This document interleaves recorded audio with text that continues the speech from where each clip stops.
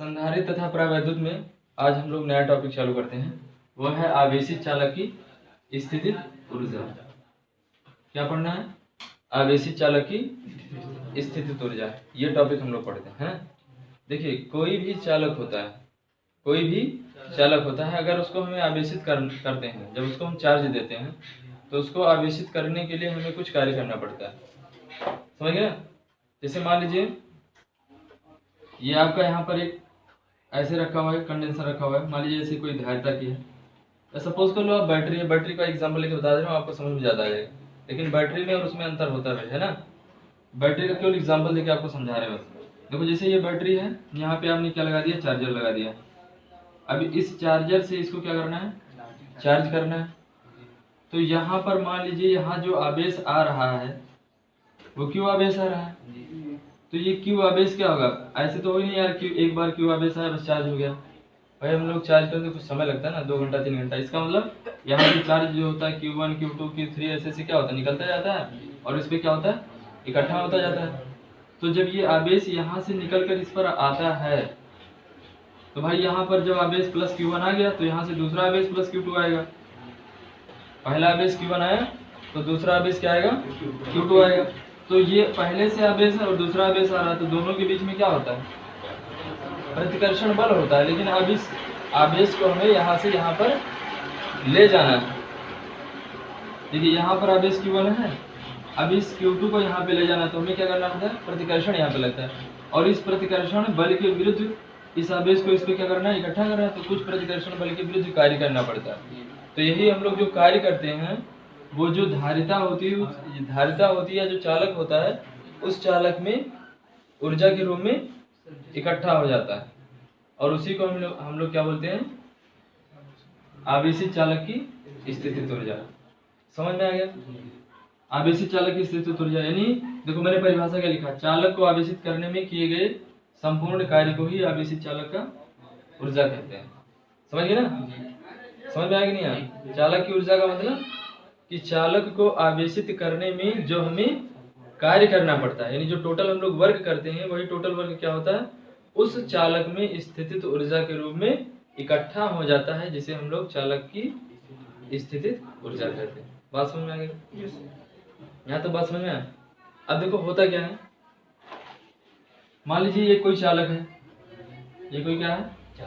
चालक है। इसको हम क्यू आवेश दे रहे हैं और इस क्यू आवेश को डायरेक्ट नहीं इस पे स्टोर किया जा सकता है। इसको छोटे छोटे खंड पार्टों में क्या करते हैं? बांट देते हैं। Q1 Q2 Q3 Q4 है ना, Q5 ऐसे से क्या करते हैं? इसको बांट देते हैं। तो अभी क्या है, ये चालक जब चालक को आवेश नहीं दिया गया है, तब चालक का जो विभव है वो क्या है? शून्य है चालक का विभव। अरे यार विभव वही कहते हैं ना यार, जैसे बैटरी होता है ना, कहते हो यार डिस्चार्ज हो गया, बैटरी में डिस्चार्ज हो गई। तो जब बैटरी डिस्चार्ज होती है इसका मतलब उसका वोल्टेज क्या होता है? 0 होता है। वोल्टेज 0 हो गया है ना। तो जब उस पर चार्ज नहीं है तो विभव क्या है? 0 होती है। ठीक है? जब उस पे चार्ज नहीं तो विभव क्या है? 0। अब इसको जैसे ही हम चार्ज देना चालू करेंगे, मान लो क्यू चार्ज है, उसको हम कई छोटे छोटे भागों में विभाजित करके इसको क्या करें? चार्ज दे रहे हैं, है ना। तो पहले मान लो इस पर Q1 गया, तो पहले जब Q1 गया तो हमें कोई भी कार्य करना नहीं पड़ेगा। क्यों? क्योंकि उस समय विभव क्या है? 0 है। क्यों? क्योंकि भैया आपने पढ़ा है B बराबर W/Q। तो जब कार्य निकालोगे B × Q, है ना, B बराबर W/Q आपने पढ़ा है। तो जब आप कार्य निकालोगे तो B × Q हो जाएगा। और जब शुरू में विभव 0 है तो आवेश को देने में कोई कार्य करना पड़ेगा? नहीं करना पड़ेगा। लेकिन जैसे ही एक आवेश यहाँ पर आ गया, है ना, मान लो एक आवेश Q1 आ गया, आप प्लस Q आवेश है, उस प्लस Q आवेश को इस पर क्या करना चाह रहे हो? आप इकट्ठा करना चाह रहे हो, इस पर स्टोर करना चाह रहे हो, है ना। चालक को आवेशित करना चाह रहे हो प्लस Q आवेश से। तो जैसे ही हम इस पर Q1 देंगे तो वर्क डन नहीं करना पड़ेगा। लेकिन अब इसका जब जैसे मान लो ये 10 कूलाम था, पहले 1 कूलाम आया तो कोई कार्य नहीं करना पड़ा। अब दूसरा वाला गया, 1 कूलाम फिर से आ गया, फिर 1 कूलाम आ जाए, फिर 1 कूलाम आ जाए, फिर 1 कूलाम आ जाए। तो जब पहली बार गया तो कार्य नहीं करना पड़ेगा। लेकिन जब एक बार आ चुका है, जब दूसरी बार कोई आवेश पहुंचेगा तो हमें कार्य करना पड़ेगा। क्यों? क्योंकि यहाँ पर पहले आवेश आ गया और जब पहले आवेश आ गया तो कुछ ना कुछ विभव हो जाएगा, विभव उसका कुछ बढ़ जाएगा, 0 से कुछ उठेगा विभव। तो अब जैसे यहाँ पर एक आवेश Q1 था, दूसरे आवेश Q2 को आप यहाँ पर लाओगे तो ऐसे ही आपको क्या करना पड़ेगा, प्रतिकर्षण होगा। यहाँ पे पहले Q1 था, दूसरा Q2 आया तो प्रतिकर्षण होगा। इसका मतलब अब आपको कार्य करना पड़ेगा। क्या करना पड़ेगा, कार्य करना पड़ेगा, है ना।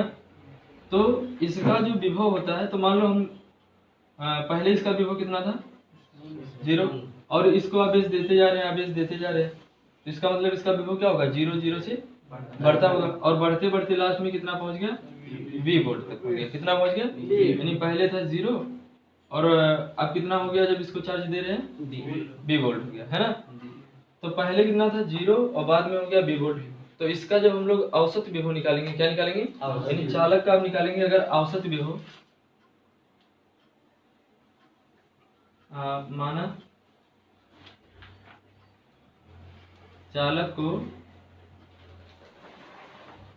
Q कूलाम आवेश कई भागों में दिया जाता है, कई भागों में दिया जाता है, यानी कई छोटे छोटे भागों में दिया जाता है ना, जिससे कि चालक का विभव 0 से बढ़कर V वोल्ट हो जाता है, या V हो जाता है। कितना हो जाता है, कितना हो जाता है, V हो जाता है। तब चालक का औसत विभव, तब चालक का औसत विभव कितना हो जाएगा भाई, औसत विभव 0 प्लस B अपॉन, समझ में आया कि नहीं है। औसत विभव निकालने का मतलब पहले जो विभव रहा हो, अंतिम में जो विभव हो, दोनों को जोड़ दो और दूसरे क्या करेंगे, भाग कर देंगे, है ना। समझ में आया, बोलो भाई। तो यही जो, यानी ये कितना होगा, B/2, यही जो औसत विभव होता है, यही औसत विभव के पे ही हम लोग टोटल आवेश को क्या करते हैं, स्टोर करते हैं, इकट्ठा करते हैं, इसी B/2 पे, है ना, स्टोर करते हैं। अब हम लोग क्या निकालेंगे, जब चालक की क्या निकालेंगे, यानी लिखेंगे Q कूलाम आवेश, Q कूलाम आवेश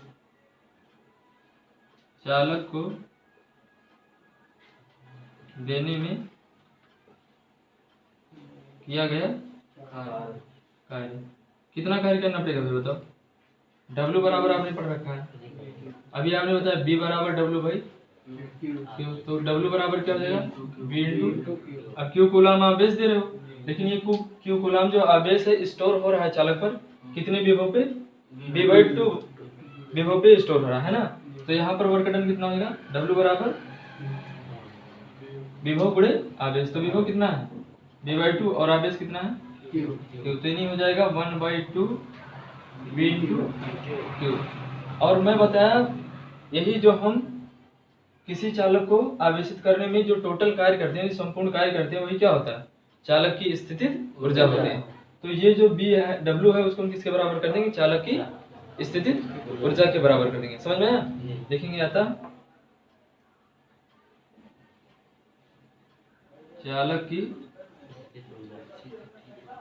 स्थितिज ऊर्जा, यानी U बराबर कितना हो जाएगा,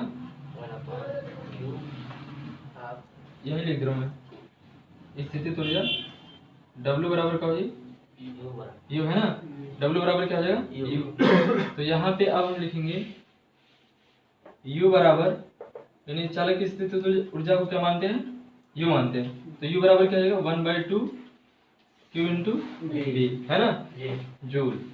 ऊर्जा का मात्रक क्या होता है, जूल। अब इसको हम क्या नाम है, धारिता में अगर कन्वर्ट कर दें, यानी ऊर्जा को हम निकाले किसमें, धारिता के रूप में लिखें, तो आपने पढ़ा होगा Q बराबर CV, Q बराबर, एक तो फार्मूला ये ऊर्जा का बन गया, अब C के रूप में, C के टर्म में निकाल दें, तो Q बराबर CV आपने पढ़ रखा हो, तो 1/2, और Q की जगह पर क्या लिखें, CV इंटू V, यानी हो जाएगा 1/2 CV स्क्वायर। तो एक तो ये निकल गया ऊर्जा। अच्छा, अब आपने किसके किसके टर्म में निकाले, Q B के टर्म में निकाले, C B के टर्म में निकाले। अब आप निकाल सकते हो किसके, Q और C के टर्म में, है ना, Q और C के टर्म में। तो यहाँ से ऐसे भी लिख सकते हो आप, बी बराबर क्यू बाई सी, क्योंकि बी बराबर क्यू बाई सी, तब यू बराबर कितना हो जाएगा हमारा Q 1/2 Q into Q by C, B की जगह पर क्यू बाई सी, यानी 1/2 नहीं है, यू बराबर 1/2 क्यू स्क्वायर बाई तो यही होता है चालक की स्थिति ऊर्जा जूल में होती है। ठीक है, अब इसमें जो थ्योरी दिया वो कुछ यार आप बुक से पढ़ लेना, समझ में आ जाएगा, पूरा तो मैं समझा ही दिया हूँ। अब अगला टॉपिक जो हम लोग पढ़ेंगे वो पढ़ेंगे कि दो हम चालक लेंगे। ठीक है, क्या करेंगे, दो चालक लेंगे और दोनों ऐसे चालक लेंगे जो दोनों क्या होंगे, आवेशित होंगे। दो चालक लेना है और दोनों ऐसे चालक लेना है जो दोनों क्या हो, आवेशित हो। यानी एक चालक मान लो इधर ले लिया, उस पर मान लो 10 कूलम आवेश है, एक चालक इधर ले लिया, उस पर क्या है 15 कूलम आवेश है। अब दोनों को क्या करना है, एक वायर से जोड़ देना है। दोनों क्या करना है, एक वायर से जोड़ देना है। तो जब दोनों को एक वायर से हम लोग जोड़ देंगे तो क्या होगा, आवेशों का पुनः वितरण हो जाएगा। पुनः वितरण का मतलब, आवेशों का पुनः वितरण का मतलब समझाते हैं। देखो क्या होता है, समझिए आप लोगों ने पढ़ा होगा उष्मा का प्रवाह, आप लोगों ने पढ़ा होगा द्रवों का प्रवाह। देखो जो द्रव होता है, मान लो एक कंटेनर अपने पास ऐसे है, समझिए चीज को मैं समझा रहा हूँ अच्छे से, आप लोग केवल समझ लो बस, चीजें तो वैसे निकल जाए। अब मान लो ये पानी इसमें भरा हुआ है, क्या भरा हुआ है, पानी भरा हुआ है, इसमें पानी भरा हुआ है। ठीक है, अब क्या करना है, ये पहला मान लो पहली बाल्टी हो गई या पहला ड्रम जो भी मानना हो आपको, है ना, और ये दूसरा ड्रम हो गया, है ना। अब इन दोनों को क्या करेंगे, एक पाइप से मान लो कनेक्ट कर दिया। अभी तो वैसे से था, इसमें मान लो 50 लीटर भरा हुआ था, कितना भरा हुआ था, और इसमें 20 लीटर भरा हुआ था। अब दोनों को एक पाइप से कनेक्ट कर देंगे। अब क्या होगा, अब ये पानी बहने लगेगा। अब किसमें से किसमें जाएगा, पहले वाले से दूसरे में जाएगा ना, समझे कैसे, क्योंकि इसकी धारिता ज्यादा है। देखो इसमें ज्यादा है पानी ना, और ज्यादा वाले से कम वाले में जाएगा, है ना। ऐसा बिल्कुल नहीं होता। अभी ऐसे कर दिया जाए, फिगर मैं ऐसे बना दे रहा हूँ।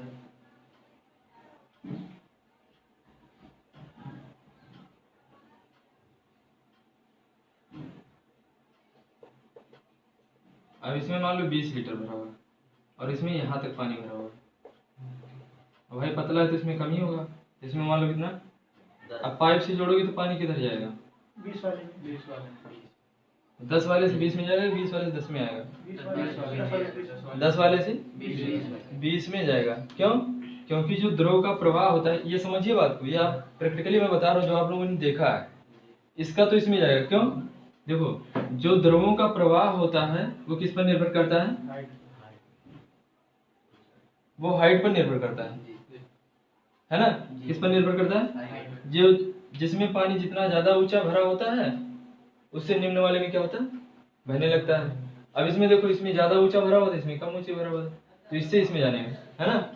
इसका मतलब द्रवों का जो प्रवाह होता है वो द्रवों के तलों पर निर्भर करता है, किसका सतह ज्यादा है, किसका सतह, जिसका सतह ज्यादा होगा ज्यादा वाले से कम वाले में पानी का प्रवाह होता है। वो मात्रा पर निर्भर नहीं करता। देखो मात्रा पे कहाँ निर्भर कर रहा है, इसमें 10 है, इसमें 20 है, तो मात्रा इसमें कितना है, 10 लीटर है। इसमें मात्रा कम है, इसमें मात्रा पे निर्भर नहीं करता।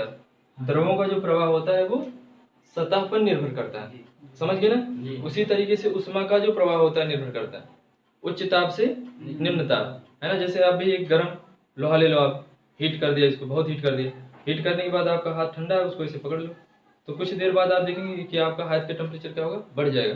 क्यों, क्योंकि ज्यादा वाले से कम वाले टेम्परेचर में क्या होता है, ट्रांसफर हो जाता है, समझ गए ना।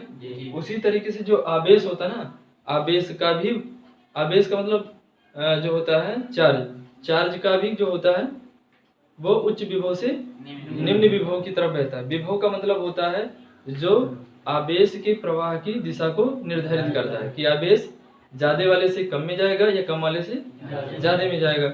अब इसी पे हमको पढ़ना है। तो मान लीजिए अपने पास कोई दो चालक है, क्या है, अपने पास दो चालक है, एक बना दिया ए बड़ा सा ऐसे, है ना, इस चालक का नाम दे दिया ए और इस चालक का नाम दे दिया बी। ये अपने पास दो चालक है, ये हो गया चालक ए और ये हो गया चालक बी, है ना जी। और इसमें आवेश भरा हुआ है। मान लो जो ए वाला चालक है इस पर जो आवेश है अभी मैं बता रहा हूँ, फिर समझिए, है ना। ये चालक है, ये चालक बी है, और इस चालक पर मान लीजिए आवेश कितना है, यानी जब इसकी जो धारिता है भाई, अलग अलग आवेश ग्रहण करने की क्षमता होगी, एक बड़ा है एक छोटा है, तो इसके आवेश ग्रहण करने की क्षमता कुछ अलग होगी, इसके आवेश ग्रहण करने की क्षमता कुछ अलग होगी। तो माना जो पहला ए चालक है, माना ऐसे लिखेंगे, माना चालक ए की धारिता C1 है तथा बी की धारिता, यानी चालक बी की धारिता कितना मानेंगे भाई, C2 है ना, समझिए कि नहीं समझ पाए। इस चालक की धारिता भाई, अलग अलग चालक है तो अलग अलग इसकी क्या होगी, धारिता होगी। तो इस जो चालक ए की धारिता है उसको क्या मान लिया है, C1 है, और चालक बी की जो धारिता है वो क्या मान लिया, C2 मान लिया है ना। अब क्या करेंगे, इसको मान लो Q1 आवेश दिया, इसको कितना आवेश दे दिया, और इसको कितना दे रहे हैं, तो मान लीजिए इसको Q1 आवेश देने पर इसका जो विभव हो जा रहा है कितना हो जा रहा है, V1, और इसका विभव कितना हो जा रहा है, समझ गए ना। अब दोनों चालकों को, यानी चालक ए को, माना चालक ए को Q1 आवेश देने पर विभव V1 हो जाता है,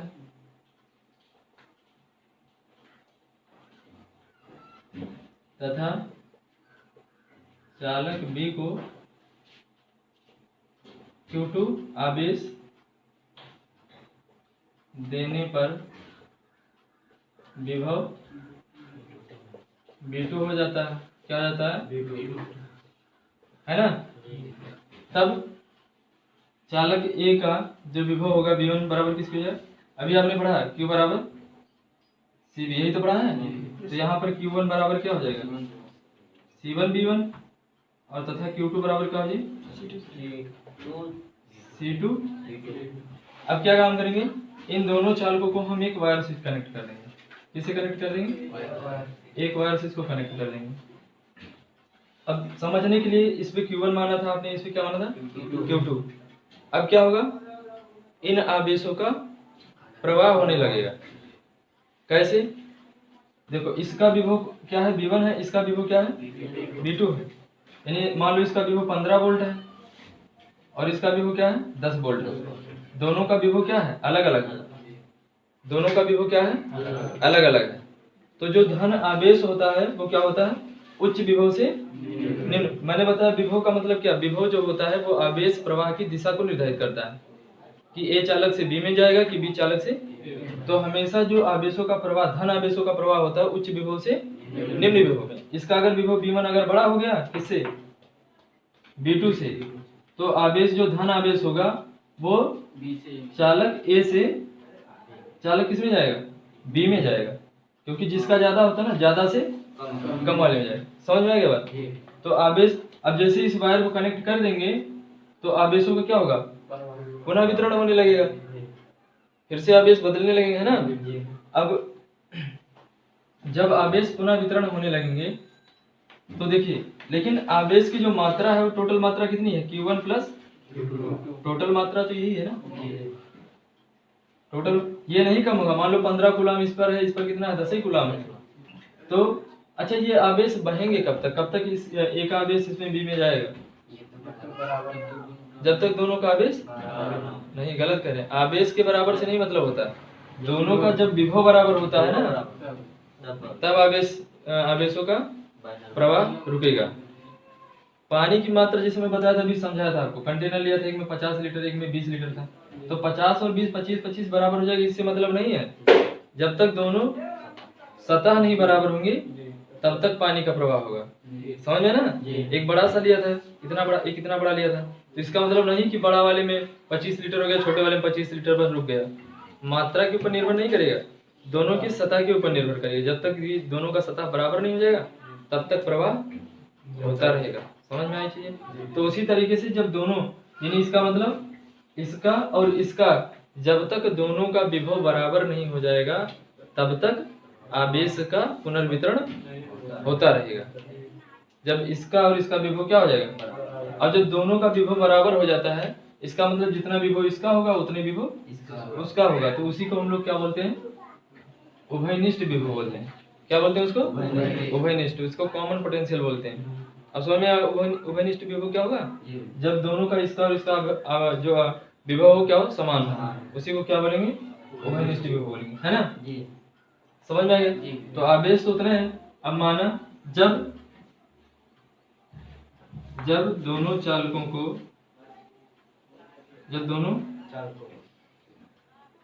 को एक तार से जोड़ा जाता है, एक तार से जोड़ा जाएगा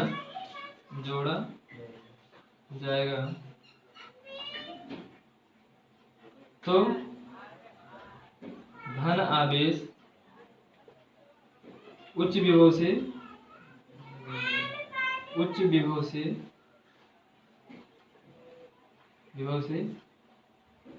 निम्न विभव की ओर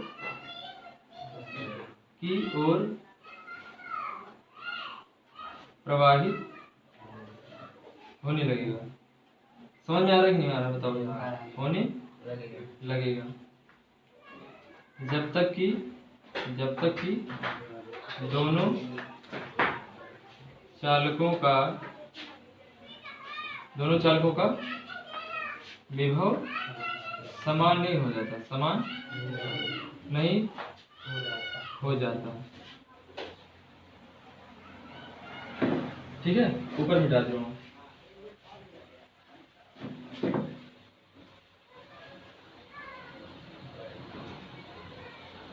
दोनों चालकों का जो संपूर्ण आवेश, जबकि दोनों चालकों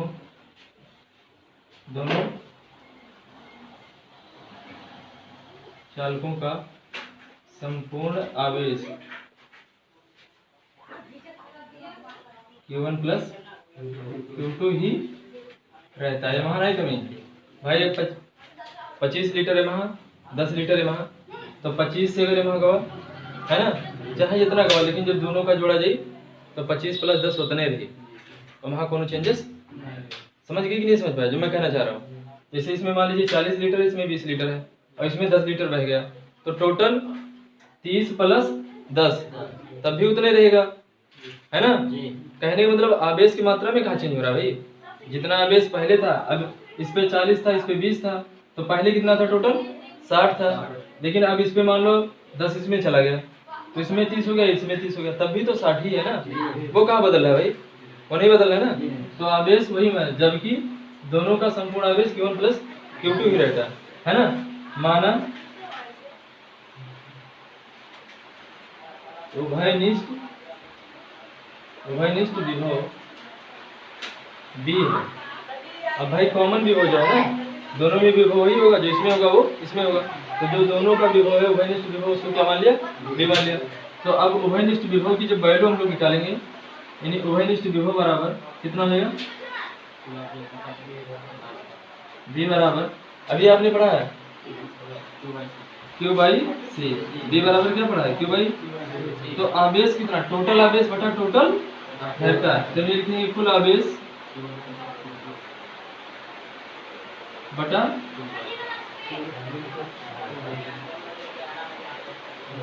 तो कुल आवेश कितना है बताओ भाई, Q1 प्लस बटा C1 प्लस C2, है ना। समझ में आ गई बात, बोलो भाई। तो ये हो गया कुल विभव।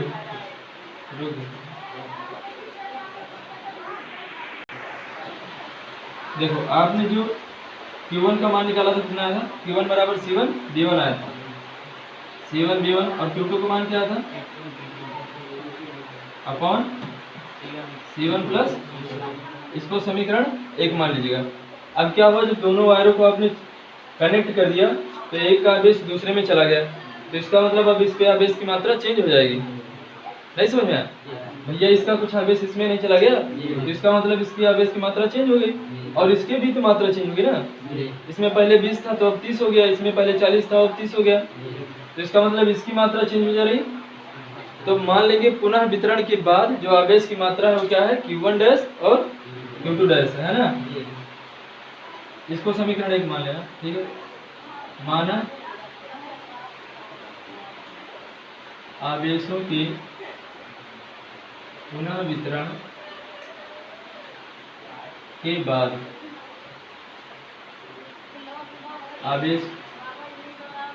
आवेशों की मात्रा क्या है भाई, Q1 डैश तथा Q2 डैश है ना। तो अब बनेगा क्या, Q1 डैश बराबर क्या हो जाएगा बताओ, C1 D1 नहीं लिखेंगे अब, क्योंकि अब आवेश के वितरण के बाद जो उभयनिष्ठ विभव क्या है, B है ना। अब तो विभव इस पर B हो गया और इस पर भी विभव क्या हो गया, B हो गया। तो बनेगा क्या, Q1 डैश बराबर C1B और Q2 डैश बराबर C2B है ना। अब क्या करेंगे, दोनों को आप भाग कर दीजिए। तो जब दोनों को भाग करेंगे तो Q1 डैश बटा Q2 डैश बराबर क्या हो जाएगा, C1B अपॉन C2B। तो B से B क्या हो जाएगा, कट जाएगा। तो बचेगा क्या, बराबर C1 अपॉन C2, यही तो बचेगा। तो आप क्या कह सकते हो, चालकों पे आवेश के पुनः वितरण के बाद दोनों आवेशों का जो दोनों चालकों के आवेशों का जो अनुपात होता है वो उनकी धारिताओं के अनुपात के बराबर होता है। नहीं समझ में आगे, हाँ देखो, आवेशों के पुनः वितरण के बाद दोनों चालकों के जो आवेश की मात्राओं का अनुपात होता है वह उन दोनों चालकों के धारिताओं के अनुपात के बराबर होता है। समझ आया। देखो Q1 डैश, ये कंडीशन कब के लिए, ये कंडीशन है पुनः वितरण के बाद, यानी जब आवेशों का एक बार रीअरेंजमेंट हो गया है ना, पुनः वितरण हो गया तब के लिए कंडीशन है। तो ये टॉपिक भी खत्म होता है, ठीक है। समझ में आ गया कि नहीं आया। अब देखो मैंने बताया जब चालक ए को चालक ए और चालक बी को आप किसी वायर से कनेक्ट कर दोगे तो इसमें धन आवेशों का प्रवाह होने लगता है। कैसे होता है, उच्च विभव से निम्न विभव, यानी जिसका विभव ऊंचा होगा उससे किस में जाएगा आवेश, निम्न विभव वाले में आवेश जाएगा। और कब तक आवेश जाएगा, जब तक कि दोनों का विभव बराबर नहीं हो जाएगा, है ना। समझ में आया। अच्छा, जैसे अब हम कहें ये बताओ भाई कि जब दोनों वायर को कनेक्ट कर दिया गया और मान लो दोनों का विभव क्या हो गया, समान हो गया, तो इसमें विभव बचा कितना और इसमें विभव आया कितना, ये कैसे निकालेंगे कि इसमें जब आवेश स्थानांतरित होने के बाद आवेश की मात्रा कितनी बची। तो पहले देखो, पहले मान लो कितना आवेश था, 40 कूलम था ना, और बचा कितना था 30। ट्रांसफर होने के बाद कितना बचा था 30। तो कितना ट्रांसफर हुआ, 40 माइनस 30। तो उसी तरीके से पहले कितना आवेश माना था Q1, और ट्रांसफर होने के बाद जो आवेश माना था कितना माना था Q1 डैश। तो स्थानांतरित आवेश की मात्रा कितनी होगी, Q1 माइनस Q1, यही तो होगी। बोलो भाई, पहले Q1 था और जब ट्रांसफर हो गया कुछ तो बचा कितना था। जैसे मार्केट में जाते हैं ना, अगर 40 रुपया रखे, 50 रुपया रखे, मैं पता चला कि भैया मार्केट से घूम घाम के आए, 20 रुपया बचा, है ना। मार्केट में 50 रुपया रखे थे, घर से गए और मार्केट से जब घूम के आए तो बचा कितना 20 रुपया। तो इसका मतलब हमने वहां पर खर्चा कितना किया, कितने आवेश की मात्रा खर्चा होगी, 50 माइनस 20। तो पहले कितना था अपने पास, Q1 था, और ट्रांसफर होने के बाद बचा कितना Q1 डैश। तो ट्रांसफर हुआ कितना, Q1 माइनस Q1 डैश। समझ गए ना। तो स्थानांतरित आवेश की मात्रा